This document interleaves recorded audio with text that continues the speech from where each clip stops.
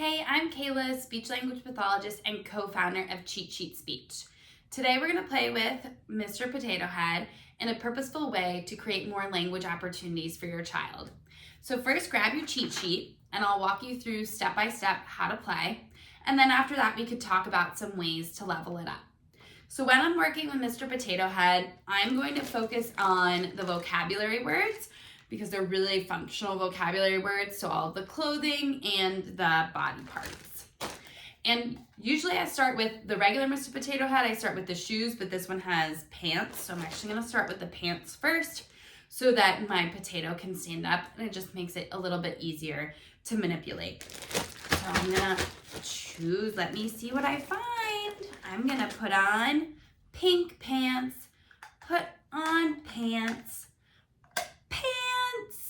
and I'm gonna model what I'm doing. And I started with a longer phrase first, put on pink pants, and then I shortened it down to that vocabulary word so they could understand the label for the pants. All right, let's see what's next. I'm gonna put on shoe. Put on one shoe, put on two shoes, put on shoe. Oh, now our potato head can walk. Walk, walk, walk, walk, walk. I have my shoes on. Again, modeling that label in multiple different ways. Then I'm gonna let my child choose and I can model what they pick for them as well. Oh, you found mouth. Let's put on mouth. I put on mouth from their perspective. You could continue doing that, just modeling for your child if that's the level that they're at. If you want to level up, you could also have them make a choice between two. I really like this Mr. Potato Head because it has emotions. So it has like a happy eyes and then these sad eyes where they're crying. So you could also model that and be like, oh, you picked the crying eyes. It's sad. My potato feels sad. And model that emotion for them. You could also do it where they're following directions. So you tell them which one to put on next. So you could put out two and then say, put on hat.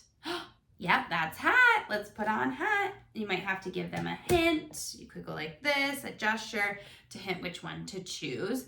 But that would be more of a receptive activity rather than an expressive activity. And lastly, you could be silly and mix it up so that your child kind of has to understand where the different objects go on Mr. Potato Head. So you could take the glasses and you could put them on his shoes or on the hat. Be like, no, that's not where they go. And then yes, that's where they go. Just to be silly and add a little bit more interest, but then it also helps with that understanding of where the different body parts and clothing items go.